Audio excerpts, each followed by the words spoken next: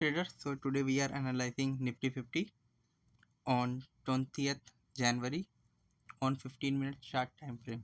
तो जैसा कि आज आप देख सकते हैं जो मार्केट ओपन होता है वो 25,344 के लेवल पे ओपन होता है, जो कि एक गैप अप है। अगर आप देखें कि कल का जो मार्केट का क्लोज था और आज के अंदर एक गैप था, जो कि मैं आपको दिखाता हूँ। ये देखिए, ये यहाँ से 25,170 से लेके आज ये पूरा अपना 25,343 तक का ये गैप बन गया था।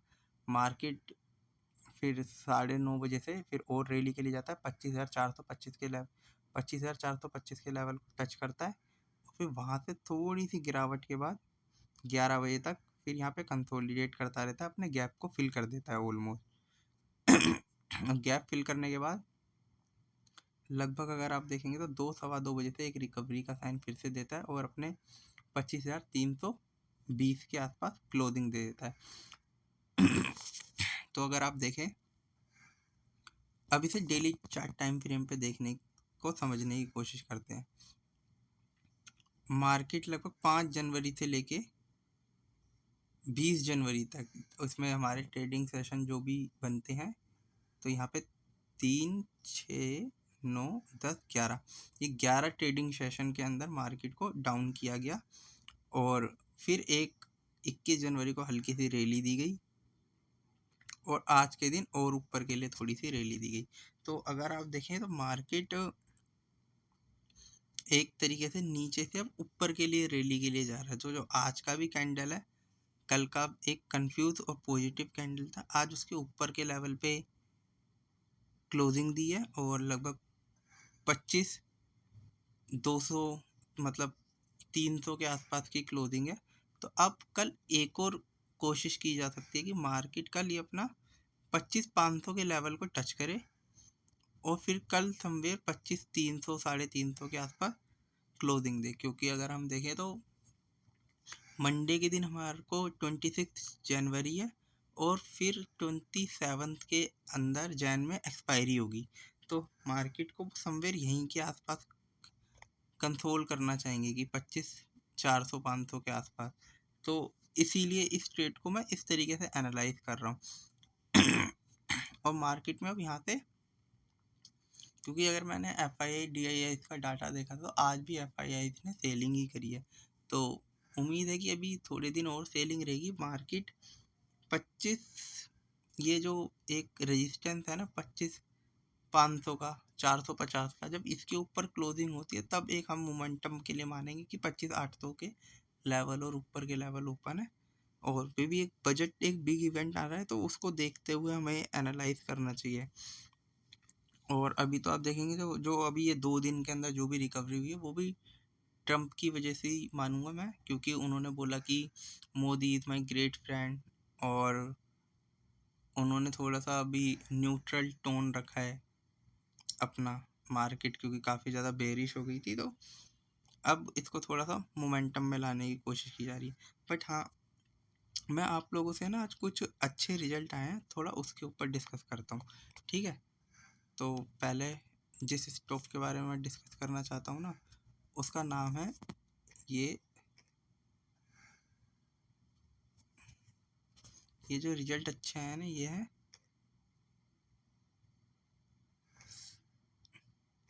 सूर्योदय बैंक, सूर्योदय स्मॉल फाइनेंस बैंक। तो अगर आप इसके स्टॉक का भी देखेंगे,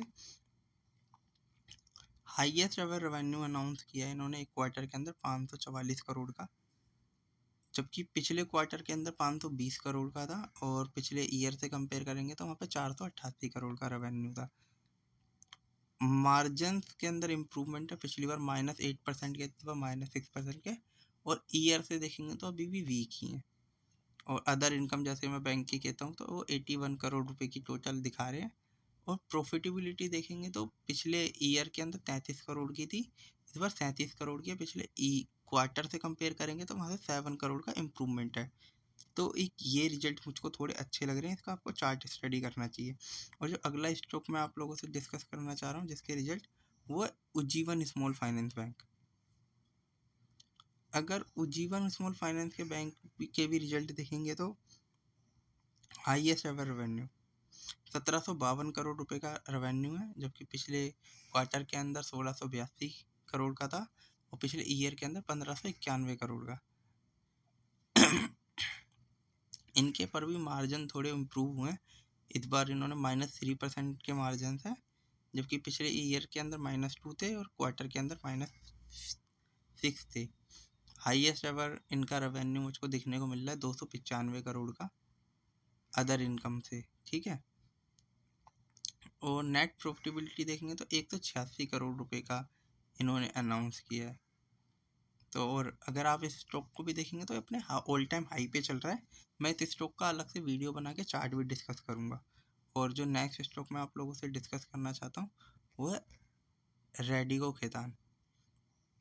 लगभग आज इसमें 5% की रैली थी, बट आज के क्वार्टर रिजल्ट अगर आप देखें, हाईएस्ट एवर रेवेन्यू 1547 करोड़ का, पिछले क्वार्टर के अंदर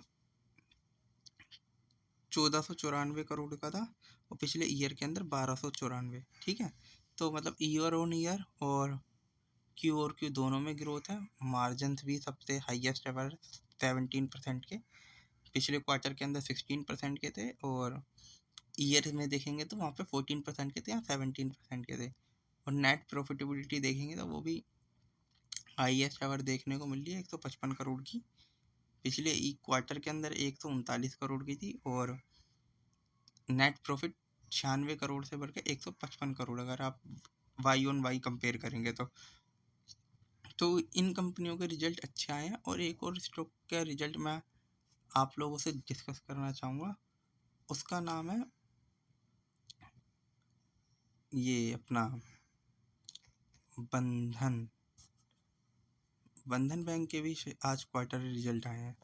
तो बंधन बैंक को भी अगर आप देखेंगे तो 5,431 करोड़ का रेवेन्यू अनाउंस किया, जो कि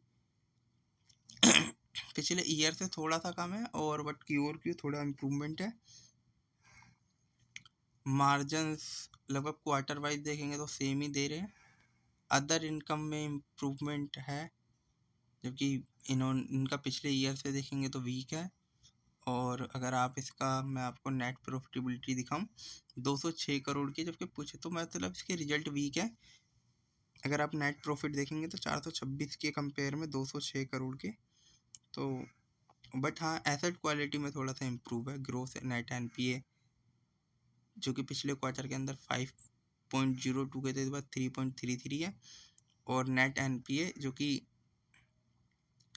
इस बार 1% से भी कम है। तो मतलब इन स्टॉक पे आपको नज़र रखनी चाहिए जो भी मैंने आप लोगों से डिस्कस करे हैं।